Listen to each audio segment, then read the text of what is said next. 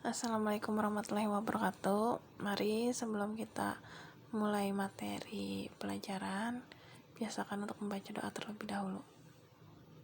Oke, membaca doa selesai. Sebelum Ibu menjelaskan tentang kearsipan menggunakan media PowerPoint, Ibu akan memperkenalkan diri terlebih dahulu. Nama Ibu Desi Andriani. Ibu mengajar 2 mata pelajaran di sini.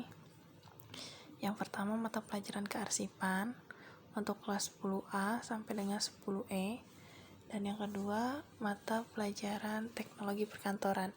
Untuk teknologi perkantoran khususnya Ibu hanya mengajar di kelas 10A dan B.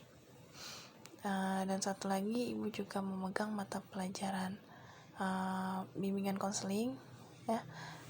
Mungkin untuk anak-anakku sekalian yang kemarin sempat menonton video MPLS ya di hari ketiga, dan di situ ada Ibu bersama dengan Pak Haji Matnur dan Ibu Dini. Oke, setelah panjang lebar Ibu menjelaskan tentang profil Ibu, mari sekarang kita mulai masuk ke materi menggunakan slide PowerPoint.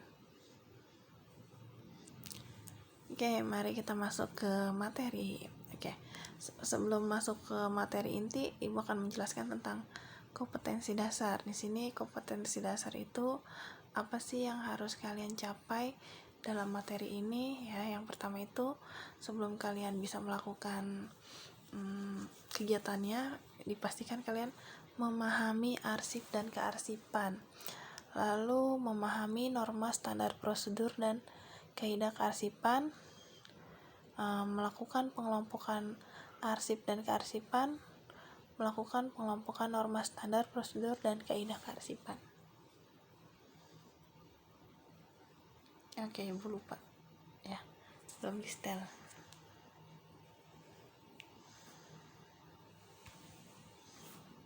Oke, ini kompetensi dasarnya ya. Jadi kalian itu diharapkan dapat memahami arsip dan kearsipan. Yang kedua, memahami norma, standar, prosedur, dan kaidah kearsipan. Yang keempat, ini kalian itu diharapkan bisa melakukan pengelompokan arsip dan kearsipan ya, dari jenis-jenis arsip, melakukan pengelompokan norma, standar, dan prosedur kaidah kearsipan. Jadi di sini itu yang diharapkan agar kalian mampu untuk melakukan hal yang tadi. Oke, di sini ada pengertian arsip. Arsip merupakan sekumpulan warkat atau dokumen yang masih memiliki nilai guna untuk aktivitas sehari-hari. Jadi untuk arsip sendiri sebenarnya itu banyak banget ya yang udah kalian pegang. Mungkin kalian sendiri juga udah biasa memegang arsip. Mungkin kalau kalian sadar nggak sadar ya, arsip yang kalian pegang itu contohnya ya yang selalu kalian bawa kemana-mana, seperti buku tulis ya, buku pelajaran ya. Buku tulisnya itu maksudnya yang sudah terdapat isian catatan-catatan pelajaran. Nah, itu juga termasuk arsip yang biasa kalian bawa. Oke. Jadi arsip itu adalah sekumpulan warkat ya. Warkat itu seperti lembaran-lembaran kertas ya, yang tersimpan suatu dokumen ya, yang sudah menjadi lembaran-lembaran dokumen gitu, yang biasa kalian gunakan untuk aktivitas sehari-hari. Oke. Pengertian kearsipan.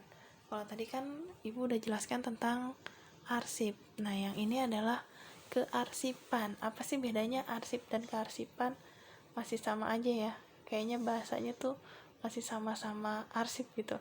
Tapi di sini ada perbedaannya untuk kearsipan. Ya, kalau arsip itu tadi adalah bendanya, sedangkan kalau kearsipan itu adalah kegiatannya.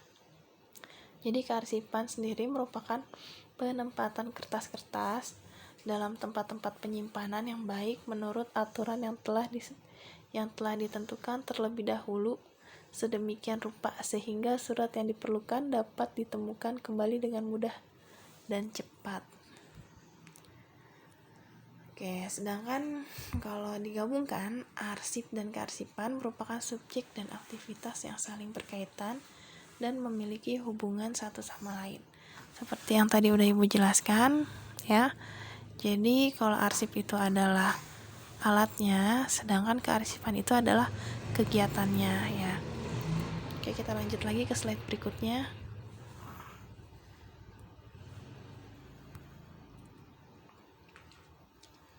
Di sini ada ruang lingkup kegiatan kearsipan. Oke, ruang lingkup kegiatan kearsipan itu ada beberapa macam, ya. Penciptaan, penerimaan, pengumpulan arsip. Lalu pengendalian, pemeliharaan, dan perawatan arsip. Yang terakhir, penyimpanan dan pemusnahan arsip. Jadi arsip itu sebelumnya harus kalian ciptakan dulu, lalu ada penerimaan, pengumpulan. Nah, setelah terjadi pengumpulan arsip, ada pengendalian, lalu ada pemeliharaan dan perawatan arsip, ya, karena memang arsip itu harus dijaga juga. Nah, untuk yang terakhir itu ada penyimpanan sendiri. Di sini arsip itu memang kan harus disimpan, ya, agar tadi tergantung pemakaian kalian gitu.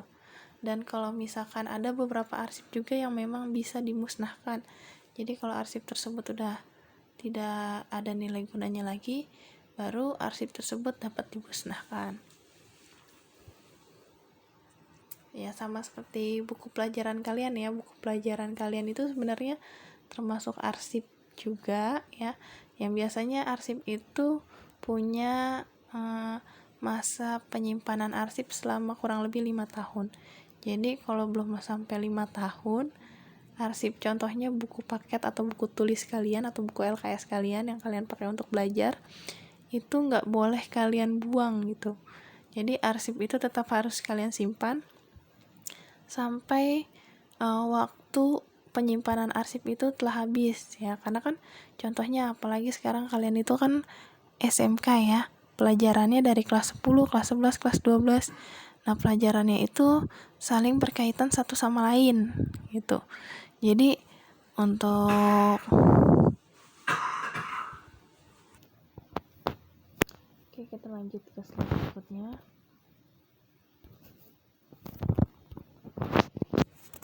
Dari tujuan penyelenggaraan kearsipan. Di sini tujuannya itu untuk menjamin ketersediaan arsip yang otentik dan terpercaya sebagai alat bukti yang sah, menjamin terwujudnya pengelolaan arsip yang andal, dan pemanfaatan arsip sesuai dengan ketentuan peraturan perundang-undangan, menjamin perlindungan kepentingan sivitas akademika dan hak-hak keperdataan melalui pengelolaan dan pemanfaatan arsip yang autentik dan terpercaya.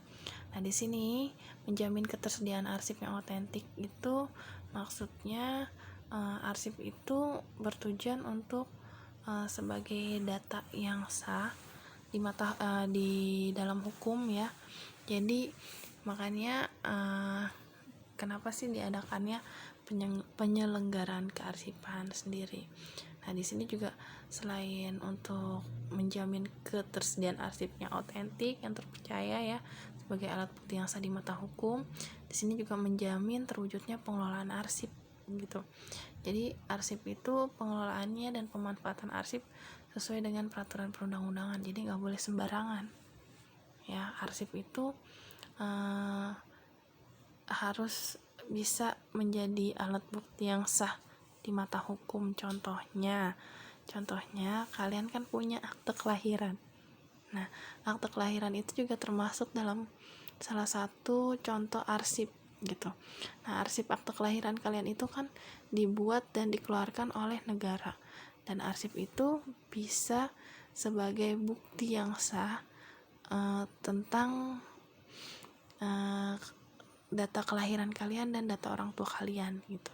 Jadi misalkan nantinya di suatu masa depan gitu, si arsip tersebut bisa dijadikan alat bukti yang sah untuk kalian pergunakan. Terus menjamin perlindungan kepentingan sivitas akademika dan hak-hak keperdataan melalui pengelolaan dan pemanfaatan arsip yang otentik dan terpercaya. Jadi kan di akte kelahiran kalian juga terdapat ada logo dan tanda tangan barcode negara gitu ya. Jadi kalau misalkan nanti di suatu masa depan kalian ada yang mengcopy data kalian atau mempergunakan data pribadi kalian untuk hal-hal yang salah ya, nah itu bisa dijadikan alat bukti yang sah untuk kalian gitu. Jadi nggak ada yang bisa malsuin data kalian gitu ya. Biasanya kan akte kelahiran itu contohnya terkadang suka dipakai untuk perdataan kayak tentang ijazah, terus bisa juga kadang dipergunakan untuk data-data informasi perusahaan apabila kalian itu membuka perusahaan ya, atau juga bisa juga nanti dipakai untuk mungkin data-data perbankan gitu. Oke, lanjut lagi. Di sini ada jenis arsip. Ya, jenis arsip sendiri sebenarnya ada dibagi menjadi dua jenis gitu. Ada arsip dinamis sama arsip statis. Sebelum kita masuk ke arsip statis, Ibu akan jelaskan dulu tentang arsip dinamis. Arsip dinamis sendiri ini merupakan arsip yang dipergunakan secara langsung dalam perencanaan, pelaksanaan, penyelenggaraan kehidupan berbangsa pada umumnya atau dipergunakan secara langsung dalam penyelenggaraan administrasi. Jadi, arsip dinamis ini biasanya masih dipergunakan secara langsung, secara terus-menerus ya. Contohnya, di sini ada contoh arsip aktif ya. Arsip dinamis sendiri di sini dibagi jadi dua lagi. Ya tadi kan arsip sendiri jenisnya ada dua jenis, arsip statis, arsip dinamis dan arsip statis. Sedangkan arsip dinamis ada dua jenis lagi di sini. Ya, contohnya arsip dinamis aktif dan arsip dinamis inaktif. Oke, untuk di slide yang Ibu tampilkan saat ini nih, ini adalah tentang arsip dinamis aktif yang merupakan arsip yang digunakan secara terus-menerus bagi pelaksanaan kelangsungan pekerjaan dalam penyelenggaraan administrasi. Contohnya, daftar hadir karyawan, absensi siswa, dan lain-lain ya, yang masih dipergunakan secara intens dalam penyelenggaraan administrasi gitu. Untuk arsip statis sendiri di sini juga ya, untuk arsip dinamis inaktif sendiri di sini penjelasannya adalah arsip yang penggunaannya sudah berkurang dan tidak dipergunakan lagi secara terus-menerus karena penyelenggaraan administrasinya. Tapi bukan berarti arsip dinamis inaktif ini ya sudah tidak terpakai lagi ya, tetap masih terpakai, hanya saja intensitas penggunaannya sudah berkurang gitu. Contohnya rapot kalian, piagam, buku pelajaran ya, buku pelajaran yang sudah lewat gitu tahunnya, tapi masih dipergunakan gitu, namun penggunaannya tidak intens ya. Oke, kita lanjut lagi. Nah, di sini ya, yang tadi udah Ibu bilang ya di slide sebelumnya tentang pengertian arsip statis. Di sini menurut Undang-Undang Nomor 43 Tahun 2009, arsip statis adalah arsip yang dihasilkan oleh pencipta arsip karena memiliki nilai guna kesejarahan kesejarahannya telah habis retensinya. Tuh, jadi untuk arsip statis sendiri ini sudah tidak dipergunakan secara langsung dalam kegiatan penyelenggaraan administrasi, tapi untuk nilai gunanya masih sangat tinggi dan arsip statis ini termasuk golongan arsip yang penting. Itu karena masa berlakunya itu biasanya panjang. Ya, bahkan ada yang masa berlakunya sendiri arsip statis ini bisa seumur hidup ya. Gitu. Contohnya di sini. Di sini ada beberapa jenis arsip statis ya. Mungkin nanti untuk penjelasannya bisa kalian cari sendiri, bisa kalian searching, atau kalau kalian mau lebih jelasnya bisa kalian buka LKS kalian ya. Jangan lupa LKS-nya dibuka-buka. Oke, dibaca-baca juga. Ya, untuk jenis arsip statis sendiri ini dalam satu itu dalam bidang politik. Contohnya teks proklamasi, teks sumpah pemuda, surat perintah 11 Maret, teks pidato kenegaraan, teks pidato presiden, dan masih banyak lagi. Cuman gak Ibu tulisin di sini satu-satu, kebanyakan. Terus yang kedua ya, jenis arsip statis yang kedua itu dalam kegiatan organisasi.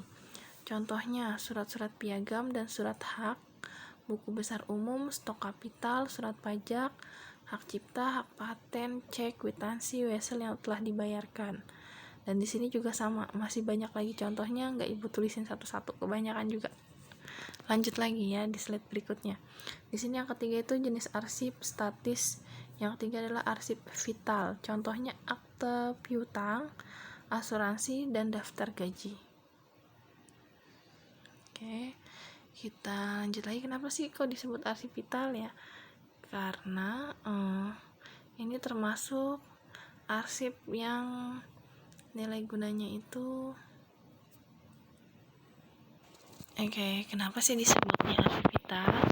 Ya karena arsip ini keberadaannya merupakan persyaratan dasar bagi kelangsungan operasional pencipta arsip, tidak dapat diperbaharui dan tidak tergantikan apabila rusak atau hilang. Itu makanya dibilangnya arsip vital ya, karena arsip ini nggak bisa dibuat lagi gitu ya. Contohnya akte piutang, asuransi, dan daftar gaji. Lanjut lagi ke slide berikutnya ya. Yang keempat di sini ada arsip terjaga. Contohnya surat hasil laboratorium pasien. Kenapa sih dibilangnya arsip terjaga? Karena arsip ini berkaitan dengan keberadaan dan kelangsungan hidup seseorang, perusahaan, atau negara yang harus dijaga keutuhannya, keamanannya, dan keselamatannya. Jadi untuk datanya nggak bisa sembarangan dipublikasiin ke media gitu, atau sembarangan orang bisa tahu tentang isi dari arsip terjaga ini gitu ya. Contohnya itu surat hasil laboratorium pasien. Ya kan, untuk kalian mendapatkan surat hasil laboratorium pasien kan gak sembarangan ya. Biasanya pasien yang bersangkutan atau keluarga yang dimintai menjadi wali yang bisa mengambil hasil tes laboratorium tersebut gitu. Makanya disebutnya arsip terjaga. Oke, lanjut lagi ke slide selanjutnya. Di sini ada arsip umum. Kenapa disebut arsip umum? Ya, karena arsip ini tidak termasuk dalam kategori arsip terjaga ya. Dan biasanya arsip ini arsip yang disimpan pada pusat atau arsip yang dipusatkan penyimpanannya, arsip sentral gitu. Jadi arsip ini biasanya digunakan untuk kepentingan administrasi secara umum, yang biasa digunain untuk daftar mungkin daftar kalian untuk menjadi nasabah bank gitu ya. Terus untuk daftar ke sekolah biasanya kan orang tua menyertakan fotokopi KTP gitu ya. SIM juga sama penggunaannya. Oke, kita lanjut lagi. Di sini ada nilai guna arsip. Nilai guna arsip itu ada banyak ya. Untuk secara singkatnya aja ya, nilai guna arsip itu ada nilai guna informasi, yuridis, finansial, politik, histori, ilmiah, administrasi, organisasi, dan politik. Mungkin di sini ada dua lah yang ibu akan jelaskan ya, tentang informasi. Kenapa sih arsip ini mempunyai nilai guna informasi? Ya karena arsip tersebut dapat memberikan keterangan atau informasi tentang sesuatu hal. Dengan demikian, arsip tersebut dapat digunakan untuk menjelaskan tentang suatu perkara atau urusan. Contohnya arsip jenis ini adalah brosur, pengumuman, dan lain-lain. Ya, biasanya kan kalian suka dapet tuh pengumuman selembaran dari sekolah ya, tentang kegiatan suatu acara atau tentang tagihan. Oke, lanjut lagi ya. Untuk yang kedua ini yang ibu akan jelaskan itu tentang histori. Untuk histori, kenapa sih mempunyai nilai guna histori?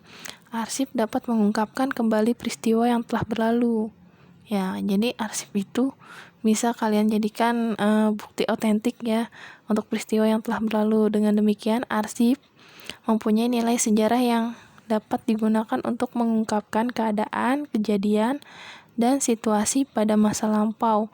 Bahkan ketika orang yang mengarsipkan telah tiada, ya, jadi tetap masih bisa diceritakan. Kayak contohnya deh, kisah-kisah para nabi gitu kan.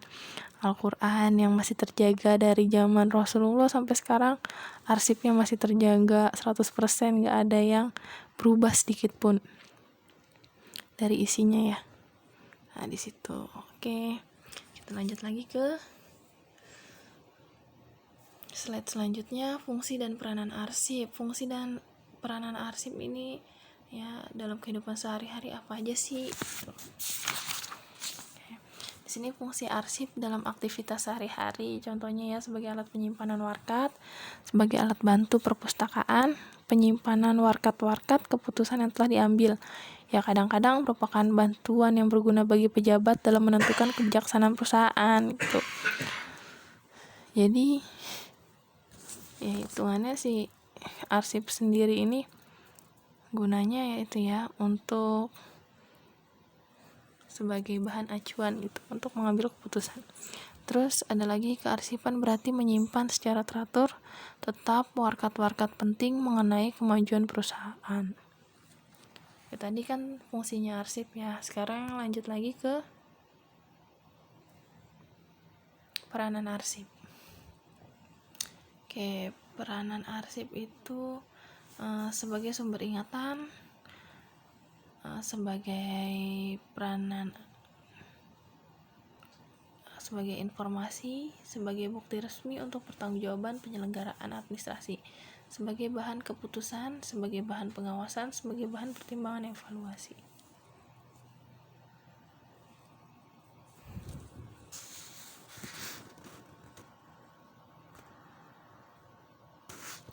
Karakter dan sifat arsip. Oke, ini udah ada di slide terakhir ya. Di sini karakter dan sifat arsip itu ada autentik, legal, unik, dan terpercaya. Oke, gue jelaskan satu-satu ya. Untuk autentik sendiri yaitu informasi yang melekat pada wujud aslinya, seperti informasi mengenai waktu dan tempat arsip dibuat atau diterima, memiliki tujuan dan kegiatan, bukti kebijaksanaan dan organisasi penciptanya. Jadi arsip sendiri ini bisa dijadikan alat bukti yang autentik gitu. Terus yang legal yaitu dokumentasi untuk mendukung tugas dan kegiatan, memiliki status sebagai bahan bukti resmi bagi keputusan dan pelaksanaan kegiatan. Ya, jadi legal maksudnya tuh terpercaya ya. Nah, yang selanjutnya unik. Kenapa sih dibilang unik? Karena tidak dibuat massal dan memiliki kronologi produk gitu. Jadi biasanya jika arsip dipublikasikan, dibuat tembusannya akan memiliki arti yang berbeda untuk pelaksanaan kegiatan. Jadi biasanya setiap arsip sendiri itu mempunyai nilai yang berbeda-beda tergantung dari kronologi untuk produk itu dibuat kenapa. Terus yang terakhir itu terpercaya, sehingga dapat dipergunakan sebagai bukti sah sebagai bahan pendukung pelaksanaan kegiatan. Ya, makanya jadi karakter dan sifat arsip tadi ada 4 ya, autentik, legal, unik, dan terpercaya. Tuh, kayak contohnya deh. Yang terakhir arsip yang kalian pegang tuh. Arsip rapot itu arsip apa sih? Mungkin nanti kalian buka lagi ya. Arsip itu termasuknya arsip apa? Gitu. Arsip dinamis, inaktif. Oke. Nah, untuk arsip dinamis inaktif sendiri ini untuk rapot sendiri kira-kira terpercaya nggak tuh? Autentik nggak tuh isinya? Legal juga nggak? Unik juga nggak? Mungkin kan pastinya untuk isi rapot kalian dengan teman kalian pun berbeda-beda gitu ya, tergantung dari nilai yang kalian dapat atau capai. Dan untuk autentik sendiri, untuk rapot kalian juga kan pastinya diisi oleh wali kelas kalian masing-masing dulu ya gitu. Dan yang pastinya wali kelas kalian juga mendapatkan sumber nilai kalian dari guru-guru mata pelajaran yang biasa menangani kalian juga gitu. Biasanya nilainya autentik nggak nih, atau nilainya boleh nyontek. Nah terus yang terakhir terpercaya, kira-kira rapat kalian itu bisa dipertanggungjawabkan nggak?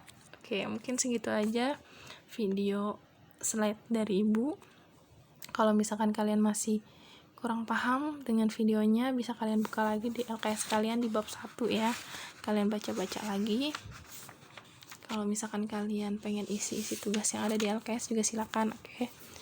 Untuk tugas selanjutnya mungkin kalau di ibu kalian cukup kirimkan foto kalian aja untuk absensi ya.